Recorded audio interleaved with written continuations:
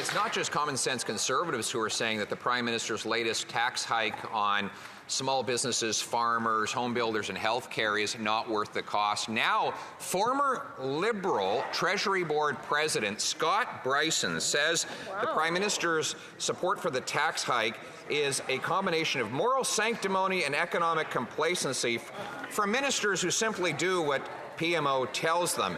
He calls it socialist bafflegab. Why is the Prime Minister going ahead with killing jobs and raising costs with what his own Liberals call socialist bafflegab? Despite the Conservative leader's partisan attacks, the raise on capital gains inclusion rates is very simple. It's not partisanship for me. It's his own former Liberal Treasury Board President who calls it socialist bafflegab. In fact, the tax begins applying on the very first dollar that a small business earns.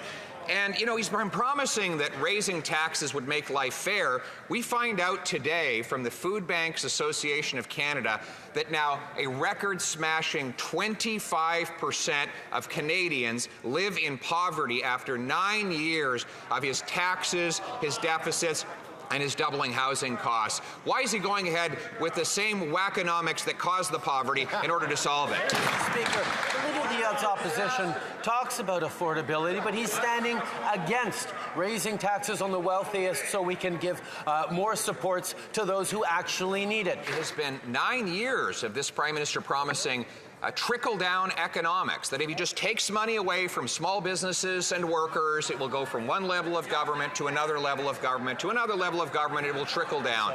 And now 25% of Canadians are living in poverty, something he tried to cover up, just like he covered up his own data showing $25 billion of extra costs with the carbon tax, nearly $2,000 in carbon tax cover-up for every single family. How can we trust anything he says about taxes, poverty, or money? Yeah.